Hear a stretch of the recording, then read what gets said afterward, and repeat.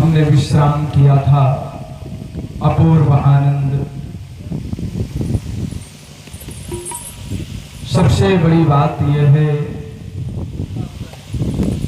परमपिता परमात्मा भगवान श्रीमन नारायण की दिव्य कृपा समुपलब्ध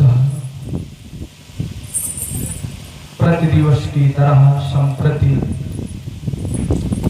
आज भी हम सब उसी उत्कंठा से कथास्थल पर विराजमान हैं। अष्टम स्कंध तो मनमंत्रों का विभाग कहा जाता है। 14 मनुओं की कथा और इनके दिव्य कर्म का निरूपण, साथ ही साथ इन मनमंत्रों में आने वाले भगवान के विविध अवतार और अवतार से संबंध रखने वाली विविध प्रकार की कथाएं होती हैं, चरित्र होते हैं। देखो, सब प्रत्येक मनुष्य के अंदर में एक ऐसी वासना है जो वासना नष्ट नहीं होती है। आपको ध्यानपूर्वक श्रवण करें। हम आप जितने भी संसारी जीव हैं वासना युक्त हैं। क्यों?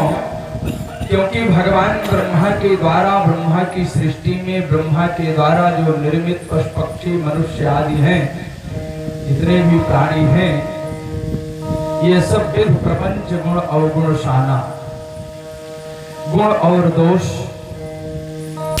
से मिश्रित मानव शरीर निर्माण हुआ। तो जो अनंत प्रकार की वासनाएं अनंत काल से व्याप्त हैं, वे वासनाएं नष्ट कैसे हों? अतः मनवंतर की कथा का निरूपण किया।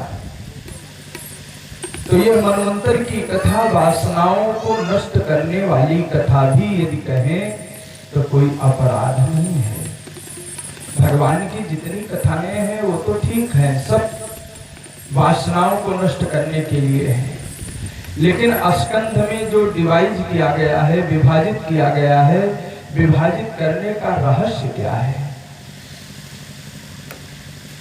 जब देखा कि सप्तम स्कंध की कथा श्रवण करते करते कर्म की वासनाएं अभी पूर्ण रूप से समाप्त नहीं है, वासनाओं का बीज अभी निशेष है, अब उनकी रक्षा कैसे हो? जब तक वासनाओं का अंकुर हमारे आपके अंतःकरण में रहेगा, तब तक वास्तव में कल्याण तो नहीं हो पाएगा। इसलिए 4 उपाय बताते हैं, 4 चरित्र देते हैं। प्रथम चरित्र गजेंद्र महाराज का पावन चरित्र है। यह गजेंद्र महाराज किसी ग्राह के पास में बंध करके और अत्यंत सन्निकट मृत्यु को देखता हुआ और उस मृत्यु से बचने के लिए सबका आश्रय प्राप्त करना चाहा, लेकिन किसी ने कोई रक्षा नहीं की। परिवार वालों ने कि किसी भी सदस्य ने गजेंद्र महाराज की रक्षा नहीं की। नमामि में ज्ञात आतुरंगजाः कुतः करिण्यः प्रभवन्ति मोचितुम् ग्राहेण पाशेन विधातुरावृतो त्यहं च तं यामि परम परायणम्। गजेंद्र महाराज की अब तक किसी ने रक्षा नहीं की। ये अपने पूर्व जन्म में इंद्रद्युम्न नाम का राजा था और अगस्त महाराज के श्राप के प्रभाव से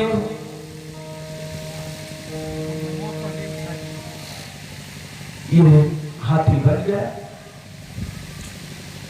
जिस ग्राह ने गजेंद्र महाराज के श्री चरण को पकड़ रखा है वो भी असाधारण है। भूहू नाम का गंधर्व है, पूर्व जन्म का। देवल के श्राप से ये ग्राह बन चुका है।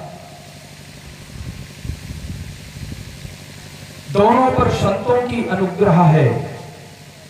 इंद्रद्युम्न ने जब भागवतापचार्य किया तो अगस्त्य महाराज ने श्राप दे दिया। जब पश्चाताप किया, आचार्य श्री के चरणों को पकड़ा तो आचार्य ने कहा चिंता मत करो, अंत समय में तुम्हारा उद्धार होगा।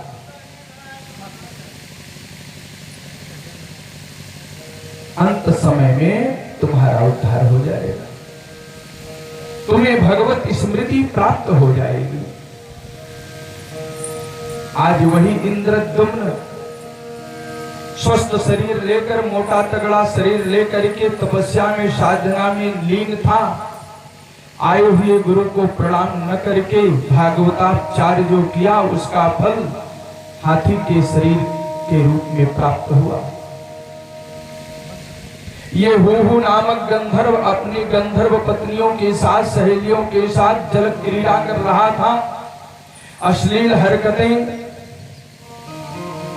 देवल को देख करके भी इसने लज्जा का संवरण नहीं किया। संत को क्रोध आ गया, श्राप दे दिया, जाओ तुम जलचर बन जाओ। तो इससे शिक्षा मिलती है आचार्य घर पर आवे या कोई अतिथि आवे उसका स्वागत करना चाहिए। भागवतापचार्य न हो, भगवतापचार्य न हो, इसका अवश्य ध्यान रखना चाहिए। आज इसको किसी ग्राह ने पकड़ लिया है।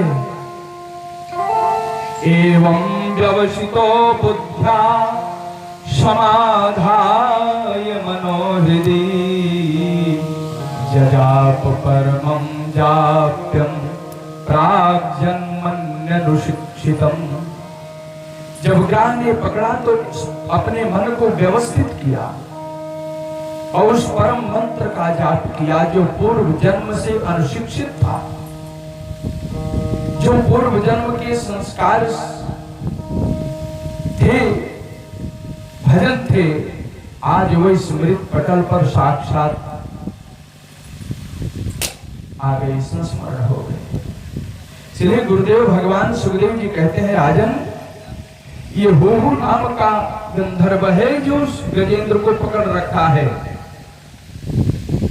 नमामि मे ज्ञातय आतुरंगजाः कुतः करिण्या प्रभवन्ति मोचितुम्। हमारे बराबर के ताकत वाले हाथियों ने जब मुझे नहीं छुड़ा पाया तो कुतः करिण्या प्रभवन्ति मोचितुम्, ये हथनियां मुझको कैसे छुड़ा पाएंगी। ग्राहेण पाशेन विधातुरावृतो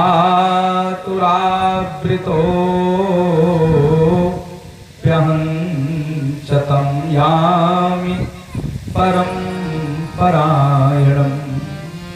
परम परायणम भगवंतम नारायणम, भगवान नारायण के शरण में पहुंच गया। अब हम कहीं नहीं जाएंगे, हम तो भगवान के शरण में जाएंगे, हम तो ठाकुर के शरण में जाएंगे। यह कंचनेशो बलिनोऽन्तको रगात् प्रचंड वेगादभिधावतो भृशम् भीतः प्रपन्नम् परिपाति यद्धया भयान् मृत्युः प्रधावत्यरणं तमेमहि। जिनकी कृपा पाद मात्र से मृत्यु भाग जाती है, हम उन भगवान के श्री चरण में जाते हैं। मृत्यु प्रधावत्यरणं तमेमहि। मृत्यु भी काल भी जिसको देख करके भयभीत हो जाता है, हम ऐसे भगवान के शरण में जाते हैं। यस्य प्रसाद कलया बधिरः शृणोति पंगुः प्रधावति जमेन च भक्तिमोहः। अंधः प्रपश्यति सुतं लभते च बन्ध्या तं देवदेव वरदं शरणं गतोऽस्मि। जिसकी कृपा से बहरा सुनने लगता है, पंगुल जो है पहाड़ पर चढ़ जाता है, दौड़ करके गूंगा व्यक्ति बोलने लगता है, अंधे को दिखाई पड़ने लगता है, जो बंध्या अथवा काकबंध्या स्त्री हैं उनको सद्यः बालक उत्पन्न हो जाता है। इसलिए हे स्वामी, हम उस भगवान की शरण में जा रहे हैं, हम उसके शरण में आ रहे हैं। श्रीमान गजेंद्र महाराज ने परमपिता परमात्मा को दिव्य रूप से अत्यंत करुणामय भाव के द्वारा करुणामय भगवान को पुकारा।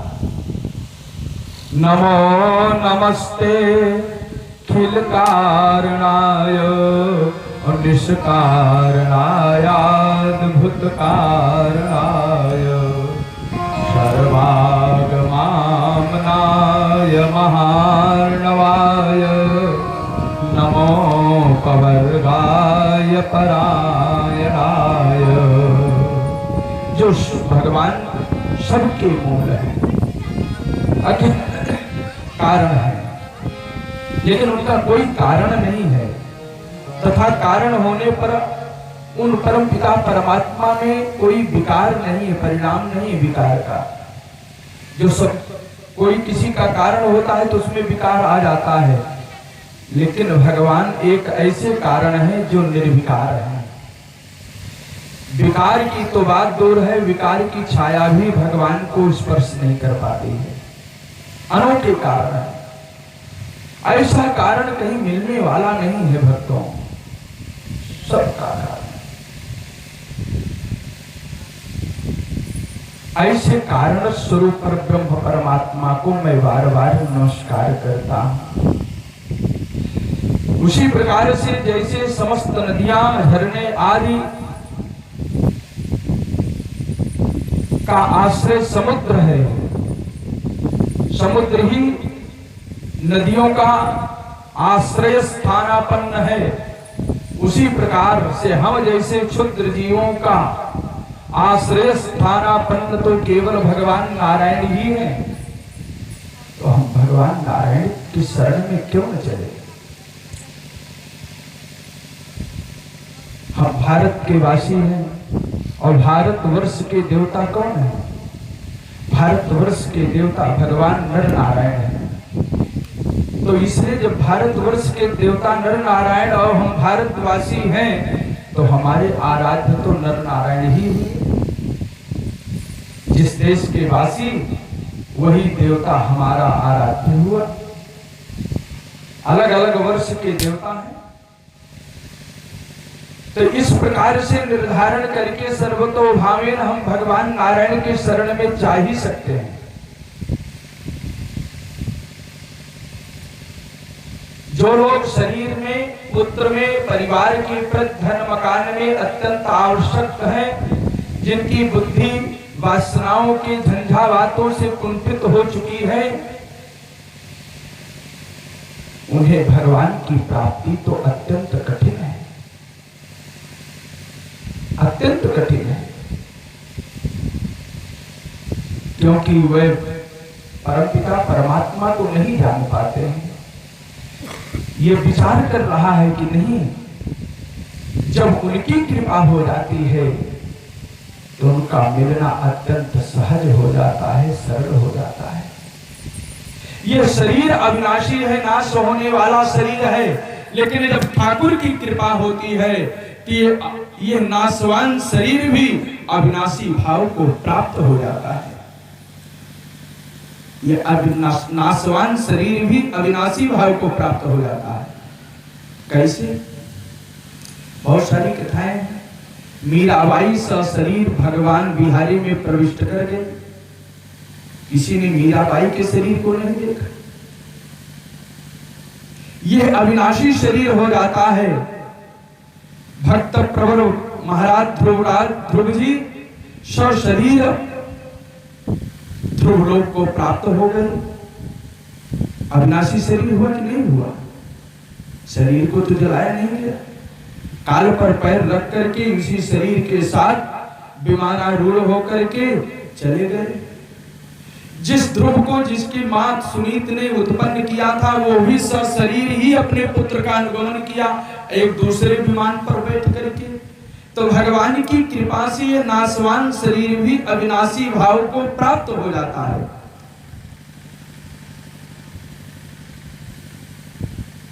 इस प्रकार से यम धर्म कामार्थ विमुक्ति कामा भजन्त इष्टां गतिमाप्नुवन्ति किन्तु आशिषो रात्यपि देहमव्ययम् करोतु मेदभ्यदयो विमोक्षणम्।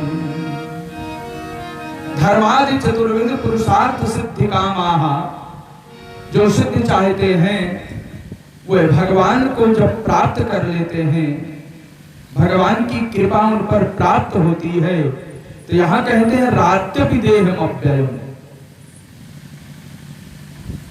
देहम अव्ययम राति, ये विनाशवान जो शरीर है अव्यय भाव को प्राप्त हो जाता है। ये भगवान की ही कृपा से संभव है।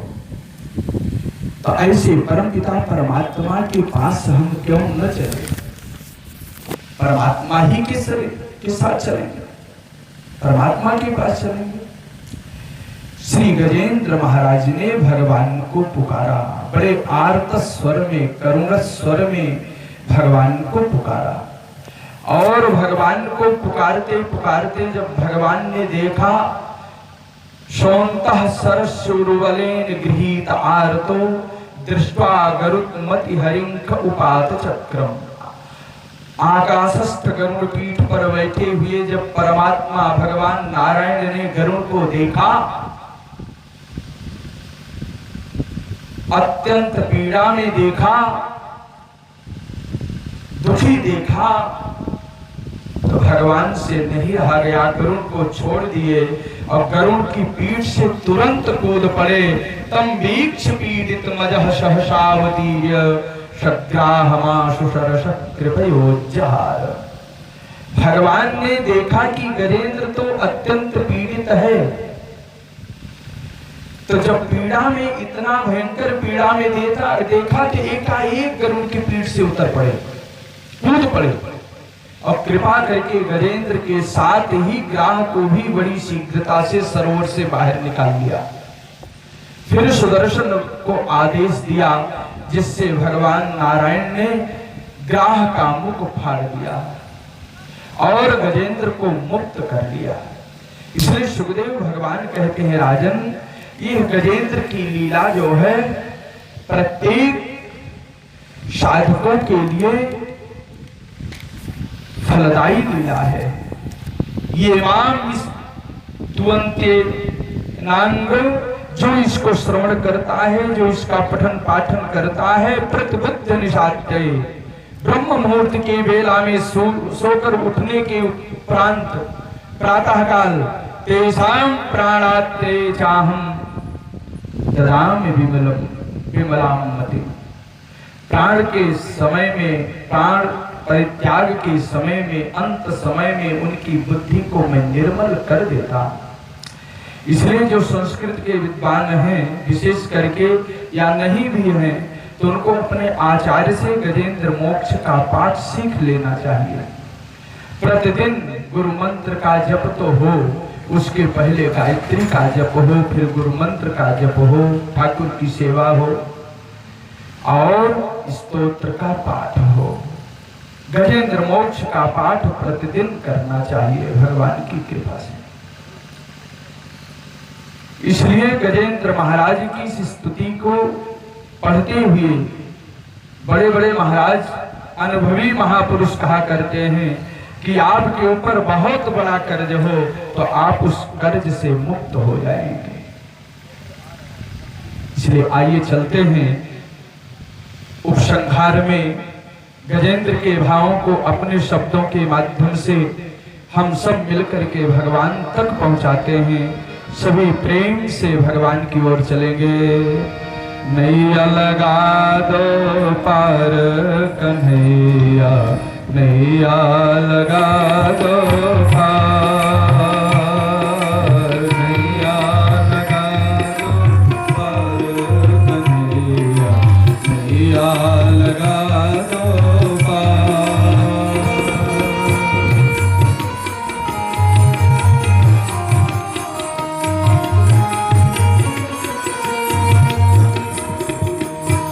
नैया लगा दो पार कन्हैया, नैया लगा दो पार, नैया लगा दो पार कन्हैया, नैया लगा दो पार, नैया लगा दो पार कन्हैया, नैया लगा दो पार कन्हैया, नैया लगा दो पार कन्हैया, नैया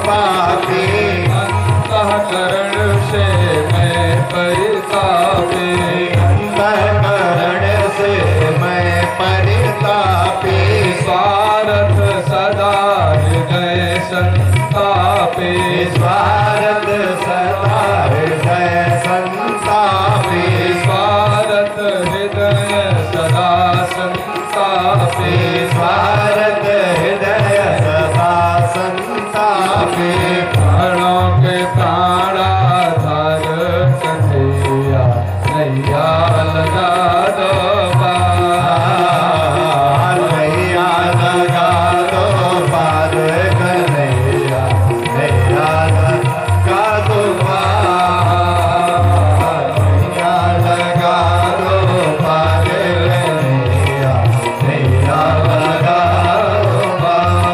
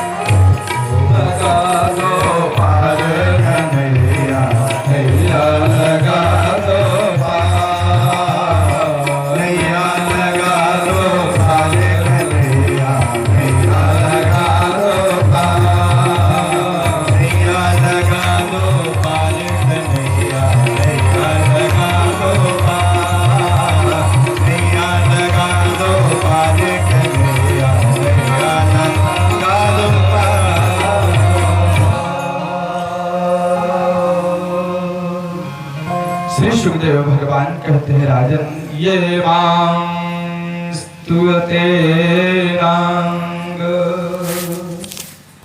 प्रतिबुद्ध निशात्ये तेषां प्राणात्ये चाहं ददामि विमलां मतिम्।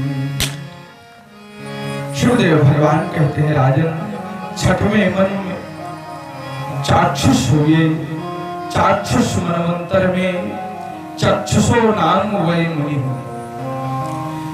महाराज चक्षु के पुत्र चाक्षुष ही मन हुए। पूर्ण पुरुष शुद्धम न प्रमुखाश्चाक्षुषात्मजाः। इंद्र का नाम मंत्र द्रुम्न और प्रधान देवगण, इसमें आपके नामक देवगण रहा करते थे। इस मनवंतर में हविष्यमान और वीरक आदि सप्तर्षि थे। इसी मनवंतर में भगवान ने समुद्र मंथन का कार्य किया। तत्रापि देवः संभूत्यां वैराजस्याभवत् सुतः अजितो नाम भगवानंसेन जगतः पतिः। जगतपति श्याम सुंदर ब्रजेंद्र नंदन भगवान श्री कृष्ण का वैराज की पत्नी संबोध के गर्भ से अजित के रूप में अवतार हुआ, अंश अवतार हुआ। इन्हीं अजित भगवान ने ही समुद्र मंथन का कार्य करके देवताओं को अमृत पान कराया। शिवदेव भगवान कहते हैं किसी समय इंद्र को प्रमाद हो गया, दुर्वासा के आशीर्वाद को ठुकरा दिया। अपने गले की माला सोचा देवराज इंद्र हैं, इनको पहना दे। इंद्र महाराज ने ये सोच करके कि ये तो पृथ्वी के मनुष्य हैं, हम कहां स्वर्ग के रहने वाले, कहां ये पृथ्वी लोक के, बस उनकी माला को स्वीकार नहीं किया और हाथी पर बैठे ही बैठे गले का माला निकाल करके हाथी के सिर पर डाल दिया। हाथी ने सूंड से पकड़ करके उसको पैर के नीचे रौंद दिया। ये प्रमाद है। संत का आशीर्वाद, उनकी कृपा कभी ठुकराना नहीं चाहिए। बहुत पुण्य उदय होता है तब कहीं वैष्णव संत का महात्मा का दर्शन होता है। और यदि कृपा प्राप्त हो गई तो उस कृपा को स्वीकार करना चाहिए। संत तो पोस्टमैन होता है, डाकिया होता है, जो हमारे पत्र को, दुख दर्द को, सुख दुख को भगवान तक पहुंचाता है। पत्र के माध्यम से भगवान तक पहुंचाता है। किसी ने पत्र दिया है, क्या लिखा ये तो नहीं जानेंगे, कब आएगा ये भी नहीं जान पाते। लेकिन जब डाकिया पत्र लेकर आपके दरवाजे आ जाता है तब आप जानते हैं कि फलाने ने मुझे पत्र दिया है। ये संत ऐसे ही होते हैं। हमारे आपके संदेश को, हमारे आपकी आवश्यकताओं को ये भगवान को निवेदित करते हैं। जब दुर्वासा जी की सेवा को दुर्वासा इनके आशीर्वाद को स्वीकार नहीं किया तो दुर्वासा जी ने श्राप दे दिया, जाओ तुम श्रीहीन हो जाओ। हरते लंघनादायु स्पर्शात हरते स्त्रिया। भगवान के श्री चरणों में चढ़ी हुई तुलसी और फूल को जो अपने चरणों से लांघ जाता है उसकी आयु नष्ट होती है। इसलिए कहीं मंदिर में जाओ या यज्ञशाला में पधारो, देखो अगर कहीं फूल पड़ा हुआ है तो आपके पैर से उसका लंघन न हो जाए, पैर से स्पर्श न हो जाए। स्पर्शेत हरते स्त्रिया। स्पर्श होने से लक्ष्मी का नाश, पैर से लांघ जाने पर आयु का हरण। इसलिए पैर से रौंदा गया वो माला तो दुर्वासा जी ने श्राप दे दिया, जाओ तुम श्रीहीन हो जाओ। इतना कठोर श्राप दे दिया।